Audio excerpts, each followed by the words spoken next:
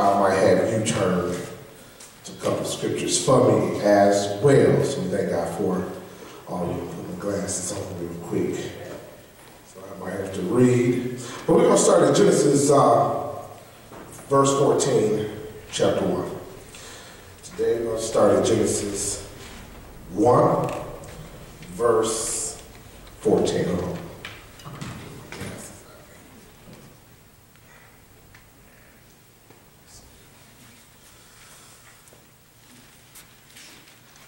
And what we'll do is, let's read it. I'm going to read it from the King James. I think this is the King James Study Bible. Yeah.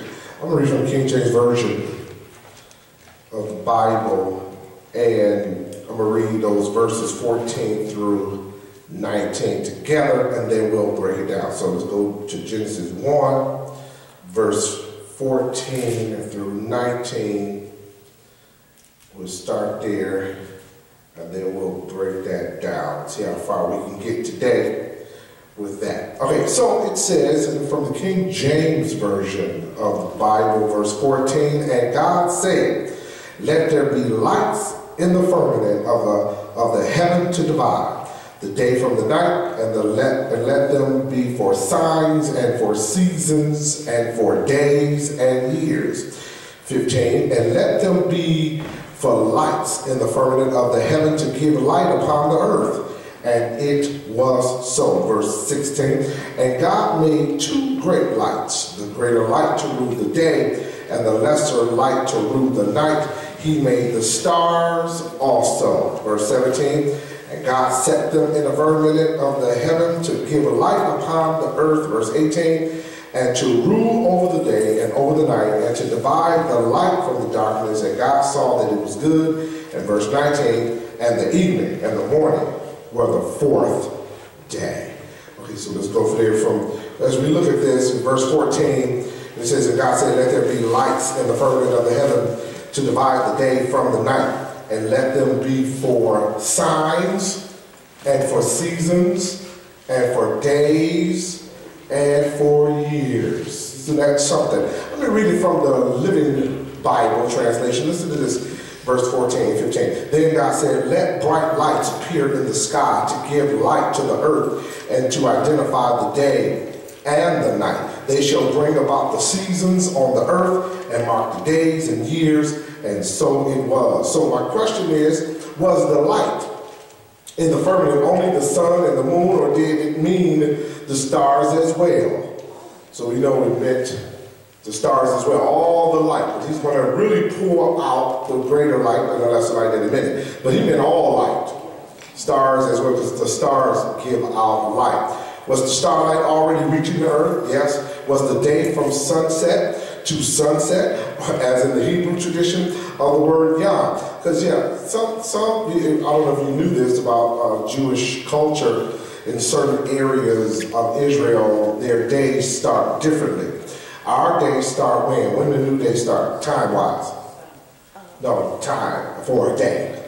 When 12 midnight. So right at midnight, the next second is the next day for us. Well, Jewish culture, they don't do it that way. Their day don't start at midnight. They got two ways they're doing it. Either they're going to start at 6 a.m., right, in the morning, that's one day. Start from there, from 6 a.m., or they'll start at 6 p.m. See, that's how, when we get to the final week of Jesus Christ, because a lot of people, there's a great debate even with the Seventh-day Adventists about Jesus dying on Friday. A lot of people don't believe Jesus died on Friday when we already know the scripture said he died the day before the Sabbath.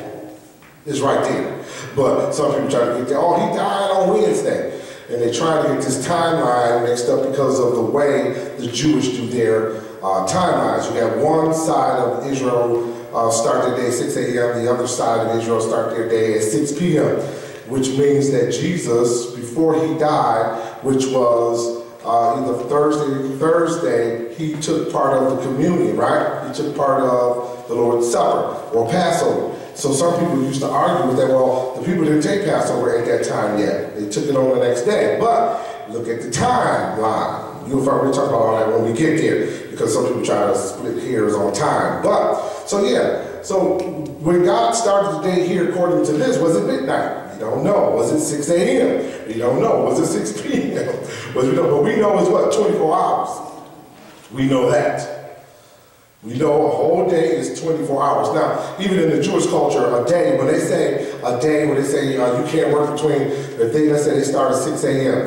If they started at 6 a.m., when they call a day, which is 12 hours for them, 6 a.m. to 6 p.m. is a day. But they weren't talking about the whole day. They were talking about, when they say 6 a.m. to 6 p.m., that's not a whole day, that's only 12 hours.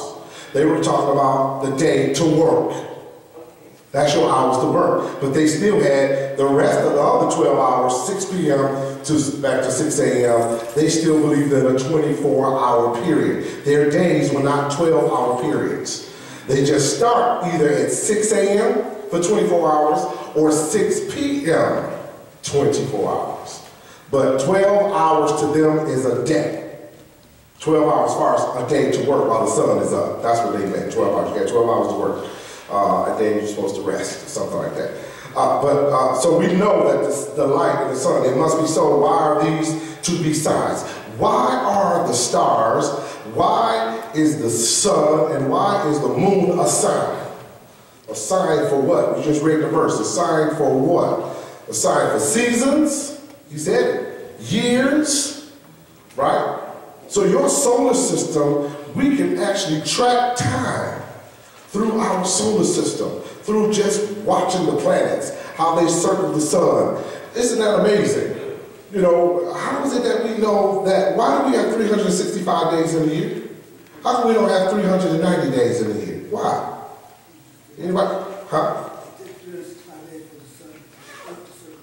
It takes 365 daes for the earth to circle the sun. Isn't that something? So we can't make this up. You can't. Everything is already programmed by God. The days, the seasons, 7 days a week, all of that is created by God. Look at verse 16. And God made two great lights. The greater light to rule the day, and the lesser light to rule the night. He made the stars also. Now you already know the star is the sun, right? That's all it is. It's the sun. It is so bright. When you look at the sky and you see, we call them stars, but they're actually suns. And they're so far away, they can be millions and millions and millions of miles away from us, light years, so to speak. They could be 1,000 years away from us to even get to one of those, so thousands to get to the Milky Way. So in other words, by the time you try to get there, Earth will probably be 10,000 years old. By the time you just try to get to the nearest sun or the next sun after our sun. That's amazing. So watch this. Every time you look into a telescope and you look into outer space and you look into different solar system suns, you know what you're looking at? You're really looking at the past. Because that's how long, if a star is, let's say, 1,000 light years away, if they say one of the stars is 1,000, they mean that by the time that light from that sun reached you, 1,000 years have passed. So when you look back, it just took that long for you to see it. So when we see it, we're looking back at 1,000 years. Isn't that something? Yeah. So every time you look at the telescope, you're looking at the past. You're looking at the past, and that's what you need to understand about our solar system. So listen to verse 17 and 18. I'm going to read that again. I'm going to read it from the Living Bible. It says this, and God set them in the sky to light the earth, verse 18, and to preside over the day and the night, and to divide the night from the darkness. And God was pleased, verse 19, this all happened on the fourth day. So God created the sun so we can tell the daytime from the night. He did. That's what he created. So he gave you, so you can tell days, so you can tell seasons, and so you can tell years. That's why you have a sun. That's why you have a moon. That's why you have stars. As a matter of fact, when you talk to anybody that works in the military, I can't say this mic. Anybody, no, it's not the mic, it's the whole system. No, anybody would do it. When you look and you talk about the Navy, before we have our modern technology with computers, you know, how did they navigate throughout the waters? I mean, there's nothing out there. There's no land. There's nothing. How did they know which way to go? They looked at the stars. Because it actually tells you, okay, you say, well, what does that mean? Remember when Jesus was born, the wise men followed what? The North Star, right? So they knew. Now, I don't know if you knew this, when they first saw the star, it took them 2 years before they can get to Jesus. Yeah, I know that. Some little story that y'all see on TV, where the whole three wise men thing. Let me put this down because I'm just speak out a little loud so y'all can hear me because it's not working for me. So the three wise men story, of course, the Bible doesn't say three wise men. You already know that, right? And the story of these three wise men being there at the manger when Jesus was born. I want somebody, there's only 2 books in the Bible that talk about the birth of Jesus in great detail. Luke, right, and Matthew. Right? So if you can go to probably Matthew, the first 2 chapters, Luke, the first 2 chapters, somebody tell me when you read those 2 chapters in Luke and Matthew, where did you find the wise men?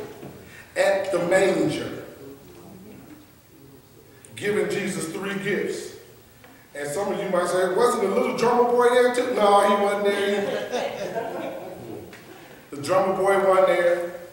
The wise men weren't there. So when did the wise men show up? So if it took them 2 years to get to Jesus from the first time they saw the North Star, guess what? Jesus was 2 years old when they saw him. The scripture says he was standing next to his mother when the wise men showed up and they presented to him gifts. I think we say 3 wise men because of the 3 gifts that were given. But normally when you say wise men, the Greek word for wise men is magi, and they always traveled in a caravan. Y'all heard that word on TV recently. they traveled in a caravan, hundreds. They didn't just travel in 3s, no. When they traveled from the east, they coming from a far place, they traveled in caravans of people, and they got there. Jesus was 2 years old, standing next to his mother, and they presented him those gifts. Just want to let you know. So, so the days, the stars, the moon, everything is calculated by God. Weren't these 2 great lights already made before verse 16? Probably so, but what he's telling you is he's explaining now what their purpose is for us on this planet. What is the lesser light? We know the lesser light is the moon. The greater light is the sun. So yeah, he speaks of how we judge time. So when he talks about the light, the sun, and the moon, he wants us to know how human beings look at what God created and how we determine time. We determine time by the stars, by the sun, by the moon. That's how we tell our seasons. That's how we tell everything. In a couple of months, we got spring forward. We got to forward our clocks 1 hour in March, right? And notice it's already getting light already. So it's getting lighter now. You know, it should get dark at 5 o'clock. Now it's getting dark at 6. So in a minute, we're going to spring forward because we're trying to keep up with the sun and the moon and the stars. So that's a great thing. Look at verse 20 through 23. God is the creator of life. So it's amazing. When we get to it, I don't get to it yet. I'll tell you about what the preference is, but about life, God creating life. But I want you to look at verse 20 through 23. And I'm going to read that in its entirety, and then we'll break that down. So, verse 20, God creates life. And it says this, and God said, verse 20, let the waters bring forth abundantly the moving creature that hath life, and fowl that may fly above the earth in the open firmament of heaven. Verse 21, and God created great whales, and every living creature that moveth, which the waters brought forth abundantly after their kind, and every winged fowl after his kind. And God saw that it was good. Verse 22, and God blessed them, saying, be fruitful, and multiply, and fill the waters and the seas, and let fowl multiply in the earth.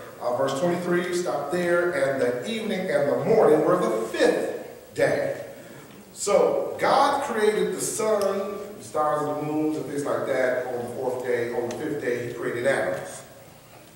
Right? So that in verse 20, go back to verse 20 again, and God said, let the waters bring forth abundantly the moving creature that has life, and fowl may fly, that may fowl, that they may fly above the earth and the open firmament of heaven. So God created the birds and all the animals in the sea.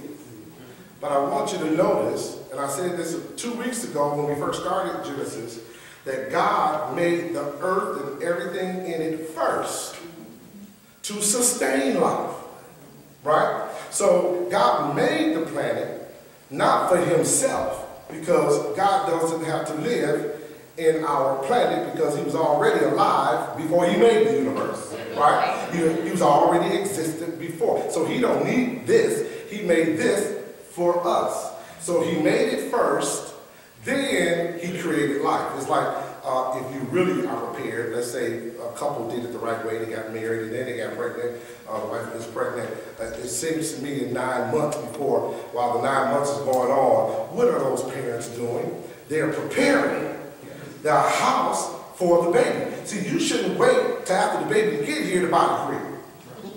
And then say, oh, I think I need some diapers. Oh, I think I need, no, you're supposed to be prepared because you already know that the child is coming. So you need to start preparing way before the child get here. That's what good parents would do. You prepare beforehand what your child needs. That's what God did. He made the earth before he made the animals and before he made us. So watch this. Everything that God made in verse 20, all the creatures in the water and all the birds in the air, guess what? They already had something to eat. Right? The trees were already here. Remember, just to let you know, before the fall, everything was a vegetarian. Nobody ate meat. Adam and Eve didn't eat meat before the fall. Right? You already know that. But animals did too. So this means this. If God created the animals moving, and he made them, he created everything. Look at verse 21. And God created great whales and every living creature that moves, which the waters brought forth abundantly after their kind. I love that phrase from the King James Version. After their kind. And every winged fowl after his kind. And God saw that it was good. So somebody explain to me, what does he mean God made the whales and the animals after their kind and the winged animals after their kind? What does that mean? He made male and female, but what does it mean after their kind? What does that mean? Their species. Their species. So a bird can't mix with a whale. So we have flying whales around here. No, we don't right. So because the species of a whale is different from the kind of a bird, right? Birds and whales just don't mix. Now, some scientists in the lab might try to put their DNA together. That's the only way they're going to mix. But naturally, birds don't come down and mate with animals in the water. They just don't do it. That's unnatural, right? So when he says after their kind, so when God made birds, birds only mate with birds. Animals in the water only mate with animals in the water. It seems like we're going to get to man when God created man in a minute. But it seems like for us, human beings, we act like we're confused. We don't know who to mate with. I don't understand that. Don't mate. You got to do it after your kind. So if God made man and a woman to mate with each other, why are men trying to mate with everything but a woman? I don't get that. That's called the sinful nature. That's what that's called. That's called the fall of mankind. But the animals got it right. Yeah. The whales got it right. Yeah. So isn't that something? God says after their kind. So angels have another kind. Angels are not human beings, right? And angels, guess what? They don't mate. Right? There's no female angel and a male angel. And have little baby angels. No, you never read that nowhere in the Bible. Angels are not human beings. They are not. And when they come down to earth, God allowed them to come in the form of a human being. And let me ask you this question. How many of you read in the Bible, out of the 66 books, that an angel ever appeared as a woman in the Bible? Anybody? Anybody? Y'all got any angels called Lilith? And Lilith said, no. Y'all got Susan the angel that came down and said, the Lord said, every angel that you read in the Bible came in the form of a man, and they were not men, we already know that, but they came in the form of a man. Right? So God really lifted up the authority of man first, but you never read about female angels. And where we get the baby angels from, I don't know where that comes from. I mean, I think we got some pictures up here with the baby angels. We got some, I thought, yeah, they back there, back on the wall. Yeah, we got some baby angels around here. But guess what? God don't have no baby angels. No, that's not in the Bible. That's not there. So angels don't even procreate. We got to talk about that. That's a whole nother subject too, about procreation between us. But looking at verse 21, every kind mate with their kind. Right? And once again, he says, verse 22, and God blessed them. The reason I know that, because verse 22 says, and God blessed them, saying, be fruitful and multiply, and fill the waters in the seas, and let the fowl multiply in the earth. So once again, God told them to be fruitful and multiply. That means to mate, right? And they only can mate after their kind. Isn't that something that even if they tried to, they couldn't, because the species is different? Did you know every species can only mate with that species? That's the only way. A dog can't mate with a cat. Did y'all know that? Even if they try, it won't work. They can't get pregnant. It won't work. It won't last. It can't do. Like we said, a bird cannot mate with a whale. It just won't work. And men cannot mate with animals. We can't. We can't procreate with animals because guess what? God didn't create us to. We are two different kinds of beings on this planet. Even though people try it, because of the fall of man, they try it, but they can't. And so he says, after that kind, he says, be fruitful and multiply. So guess what they did? They did it. They multiplied, filled the seas, filled the air, because they were obedient to God. It seems like creatures at this time and before the fall obeyed God too, right? They did what God wanted them to do. Now, we're going to go to another subject. Let's talk about man now. Verse 26 through 28. We're going to read it in its entirety. We're going to start this conversation. Remember, let me know when it's 5 after 10. And then we'll stop there. But we're going to get into a subject that we really need to do. Man. Now, we talked about everything else. God made man last. Why? Let's talk about that in a minute. But let's read it first. Chapter 1, verse 26 and through 28.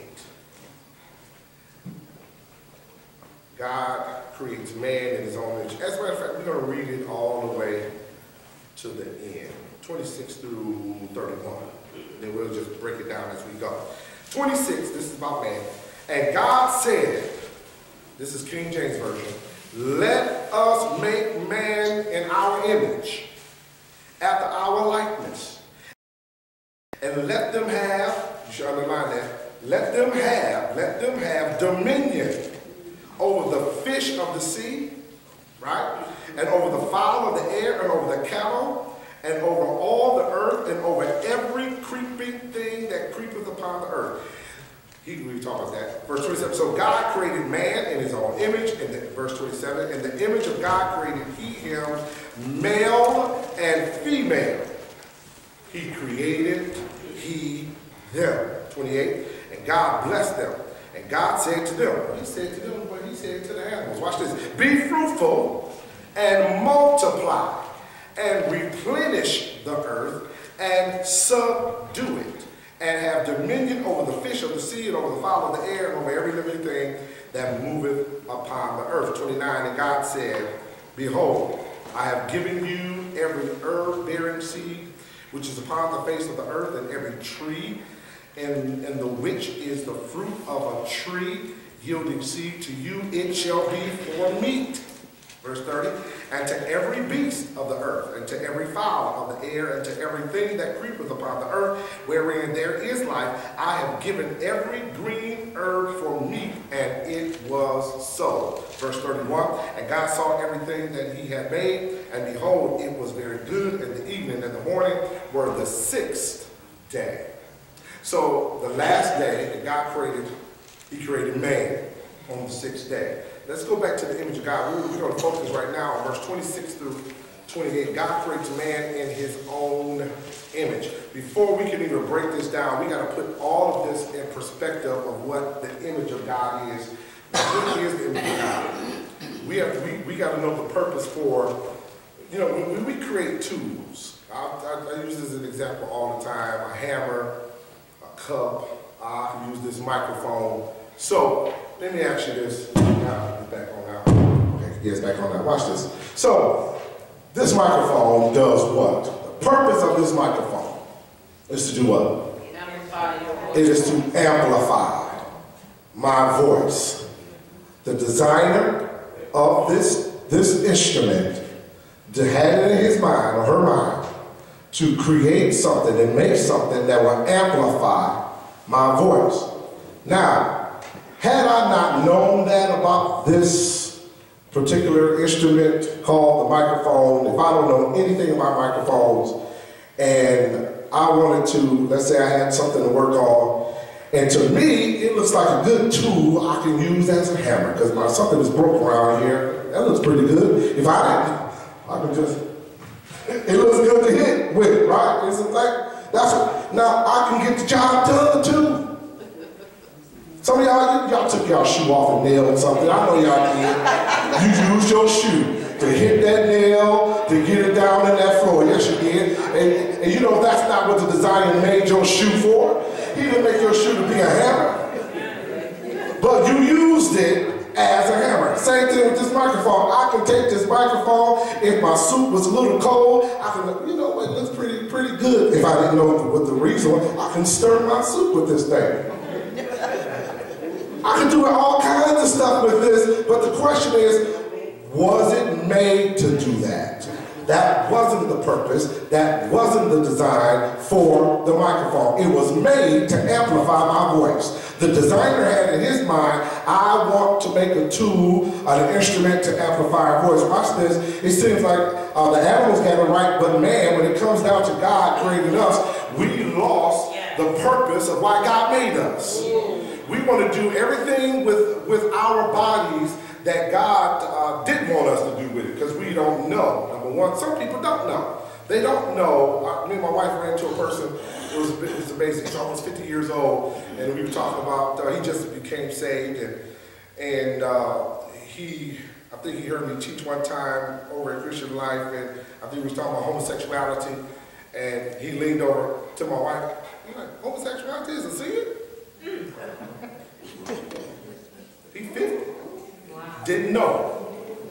He said, lesbianism and homosexuality, he didn't know. 50. Because, and then, if you look at it now, look at the kids growing up now. In this culture today, they're teaching them in the 1st and 2nd grade. Yeah. It's okay. So if we don't tell them and counteract about what God created us for, and who God wanted us to be with, they don't know. Just like if I didn't know the purpose of this, I would use it for anything. Some people out there maybe just don't know. And because of the fallen nature of man, we can fall into just about anything because we have the sinful nature in us. But looking at this, let's talk about this then. Let's talk about God's purpose for us. Why did God create human beings? Why? Why did he create us? What is the reason God has to put us on this planet? Anybody why did God put us on? Why did he create us in the first place? So what? To get glory. To get glory out of us for him, himself, right? So we give God glory. Did God create us because he was lonely? He wasn't lonely. Because God was all God by by himself before he even made us. So watch this. He created us. Here's another good reason, write this down, to share in his glory. Not only just to give him glory, but to share in his glory. Because number one, he's not intimidated by you. He created you.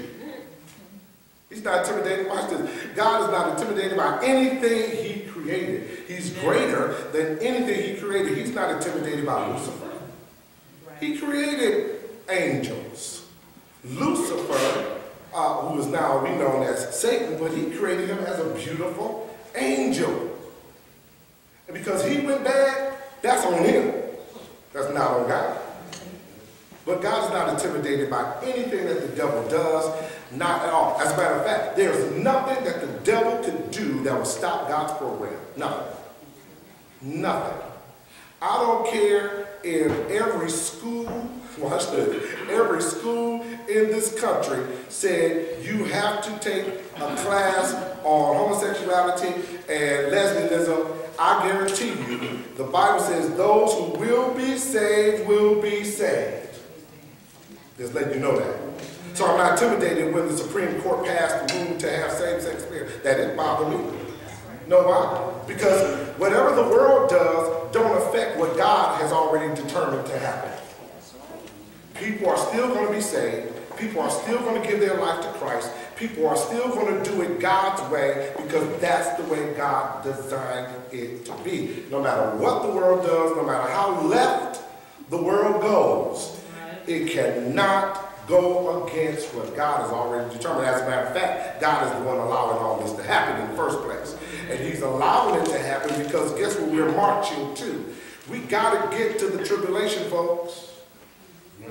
We got to get to the rapture. That's right. Amen. That's right. Now, it was a famous line that, who's that? Arnold Schwarzenegger used to say in all his Terminator movies. Because the Terminator movies, if everybody watched that series of any of those Terminator movies was always about somebody coming back from the past, or somebody going from the past to go to the future to try to change the past. You know, that's science fiction, right?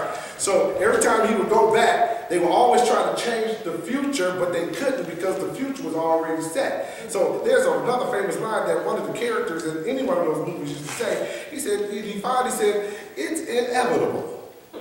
No matter how many times we keep coming back, it ends up the same way. And that's the same thing I'm going to let you know about anything that's happening in the world. Can't nobody stop God's program. No, right. Nothing that God has already said in this book, in this Bible, these 66 books, can stop it. I don't care who become president. I don't care what laws have been passed. If God's word is going to stand above all of that. All of it. People still will be saved. I think I told you this before. The times we're living in are not the worst times of human history. Right? It's not. The worst time of human history is called the tribulation. Yeah. That's the worst it's going to get for human beings. It's a 7-year period. It's the worst. The scripture says, I saw a number that no man can number, and these are they that came out of the great tribulation, washed in the blood of the Lamb. My question to you is, if people are going to be saved in the worst time of human history, what about now? People are still going to be saved now. So don't worry about that. We just got to do our part and live according to God's word. Living according to what he says. Yeah, you're going to be talked about. You're going to be called homophobic. You're going to be called all of that. Let me just throw that out there. Homophobic. I'm just going to throw that word out there for you. If somebody tries to call you homophobic because you don't agree with their same-sex lifestyle. Phobia. What is phobia? What is that? That's a fear, right? Now, in any medical book, and I'm a social worker, so there's this medical book that has all sicknesses and all diseases, and it's called the DMS-5. It has all of the illnesses, mental illnesses, all of them in there. So in 1973, before 1973, homosexuality was in that book. They took it out in 1973. So homosexuality was labeled as a mental illness up to 1973 in the psychiatric medical book. And they took it out. Now, when they took it out in 1973, they put a disclaimer saying, we're taking this out not because we found evidence that people are born gay. No, we're taking it out for other reasons, political reasons, whatever other reasons they took it out. But it wasn't because they finally found out that it was not a mental illness. So, but I want you to, they got in that book, they got all the phobias: claustrophobia, arachnophobia, that's the fear of spiders, right? Claustrophobia is when you have the fear of being closed in, right? Some people got fear of heights. I mean, a real fear, a mental fear. You got people who are afraid to go outside their door. They won't leave their homes. That's a mental condition, a mental illness. So I want you to know this, homophobia is not in the book. It's not a mental illness. Because you're telling me, if I'm homophobic, that I have a mental illness fear of homosexuality. And I'm just letting you know I fear no man and no woman.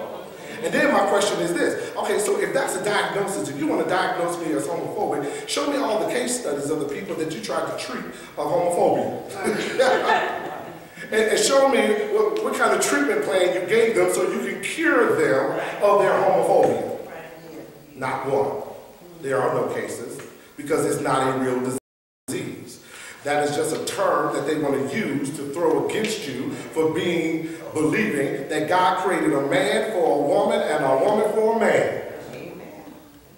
So they want to tell you, you wrong, you homophobic, you just don't like gay people. No, it's not that I don't like gay people. Gay people can do whatever they want to do. But if you call yourself a Christian, I got the right to tell you, you say you what? And you believe in Jesus? No, it don't work that way. You can't be saved and be a homosexual. You can be saved and struggle with homosexuality. You can be saved and struggle with drug addiction.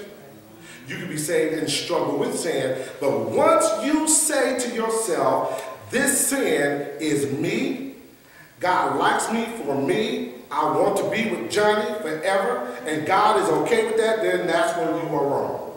Because God doesn't condone any sinful what? Behavior. Not at all. Not as a lifestyle. Not as the way we live. So when we say, why did God create us? And we just read, wait till you read these verses. It's amazing to me.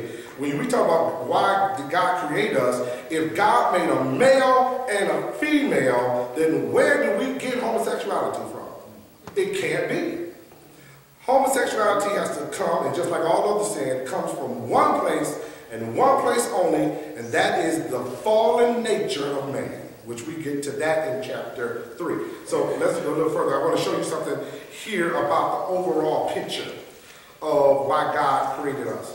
The only biblical hint is this. We have to understand this, that the reason sin is here is because of the fall of Satan, right?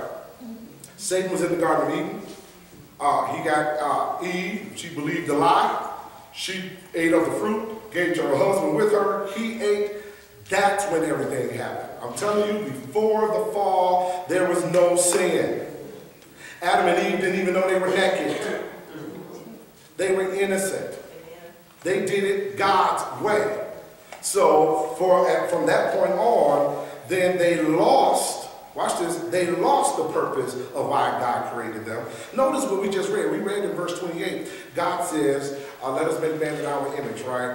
After I like this. And then he said, I want you to have what? Dominion. Over what? The fish of the sea, the fowl of the air, and over the works of my hands. Meaning this, God created man and woman together to have dominion over the earth. We are supposed to rule everything down here, but ever since the fall, we messed up.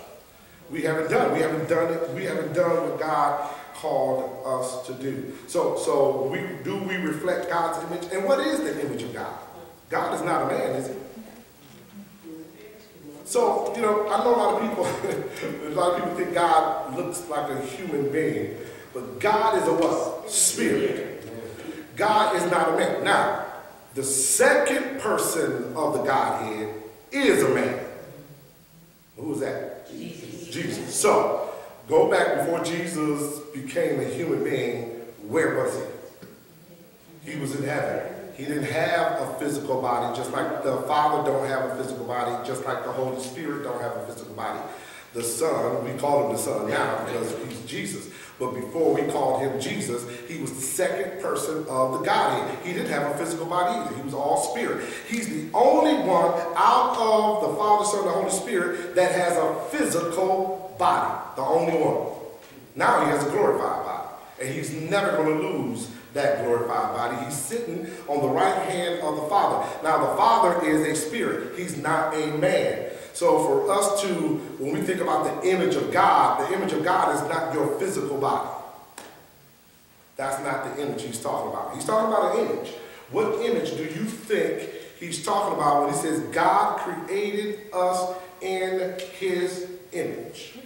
After his likeness. What does that mean? If he don't have a body, then it couldn't be the body because God at that time didn't have a physical body, right? So when he said he created us in his image, he can't be talking about material things.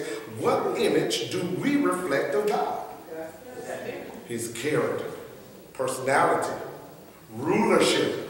I'm going to give you dominion like I have dominion. Now, you know who's bad about that?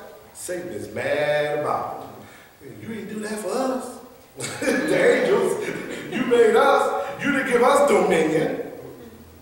God didn't give animals dominion. He didn't give angels dominion. The only creature that God created that he gave dominion to was man and woman. That's the only one. So we do reflect the nature of God in that way. So there was only two people on this planet at the time, and that was Adam and Eve, right? So they reflected the image of God through the character of God, through the personality of God, through the love, right, mercy, all of that. That's God's character. You reflect, or you're supposed to reflect God's character and his personality. But once a saved person becomes saved, once you, a human being, becomes saved, and they're filled with the Holy Spirit at that moment, you begin to, what we call, walk in the, what? Fruit of the Spirit. Okay. Love, joy, peace. That's the character of the Holy Spirit. You're supposed to reflect those characters. You're supposed to, those attributes, that's what we're supposed to be. It's not the physical body. It's actually the spiritual attitude that we have about life. We're going to close with that. Next week, we're going to go into detail about the image of God in man. So we're going to start once again. We're going to pick up and go over verse 28 through 31. Hopefully we can conclude chapter 1 next week when we just have any questions about man. You already see it how, I don't know if you saw, somebody said, I did not see it, but it was a commercial. Either it was a commercial by Gillette, you know, the guy, that's the razor. Gillette had a commercial on the other day with father and son dressed up like women. And the news people on the news credit him best dad in the world. And you wonder what's going on with the world. Both of them had his son cross-dressing and he was cross-dressing too. And they said, best dad in the world. That's the way our world is going. And if we don't do it God's way, you're going to see more of that. You're just going to keep seeing that over and over. It seems like they try to call men, that men that are men, y'all have this toxic masculinity. So you're going to turn all the men into women? What you going to do? Get rid of the masculinity of a man? That's what they're trying to do? What do you think they're trying to do? So how is it that all of a sudden we are not emotional enough or we are not sensitive enough, so we got to be so sensitive that we got to look like a woman? That's how sensitive you want me to be? Sherry, can I have some of your lipstick? Girl, move on. I got to connect with my feminine side. No, God didn't create it. No. Men and women are different. We're built different. We think different. That's the way God designed it. Biologically. Watch this. I told somebody, I had a conversation with somebody the other day about homosexuality, and I said, listen, I'm not even going to use the Bible. I'm not even going to bring God into this at all. You can look at your physical body to tell you it's wrong. God made a woman with a uterus. And in that uterus, she has what? Eggs. And a fallopian tube where the eggs drop. Those eggs are there for a reason. And they're there to be impregnated by a man so a baby can be born. Men don't have that. So women and men are totally different. Biologically, you're different. And for a woman or a man to look at their physical body inside and out and say, I'm a man trapped in a woman's body, that is a mental illness. Because if I told you today that I looked in the mirror and I'm no longer a black man, I am a white man trapped in a black man's body. You knew something. You said something wrong with him. Now if you black, you the blackest man I know. And you told me you a white man trapped in a white black man. What? Trapped in a black man's body. And guess what? People are saying that too. Y'all saw that girl on Dr. Phil? Oh yeah. 16-year-old girl said she's not black, she ain't black people, she was just as black as she wanted to be. With her weave in her head, talking about how much she hate her skin color, and then they found out that that was a hoax. Yes, that wasn't real either. Did it for the show. So we got all kind of people out there trying to do it. Watch this. The whole point is they're doing it against God's way. God is, I can't wait till we get into it. God created us male and female for a reason. We're close with that. Yes, sir. Pastor, there was a boxer. Was it Pacquiao? He said. Pacquiao? Yeah, he said the animals got it right. And he had to apologize to the LGBT community because he said that. He said the animals got the sexuality right. He was talking about the gay folks. Yeah. And he had to apologize. Wow, they made it. That's the way the world is going. We're going so far away from the Bible, and we're getting further and further away, and it's going to get worse before it gets better. Yes, it is. So we just have to stand up. Stay prayed up. In high school, and we have to make all these accommodations for any child that comes into school that is so-called transgender. So in other words, I have to play into their fantasy.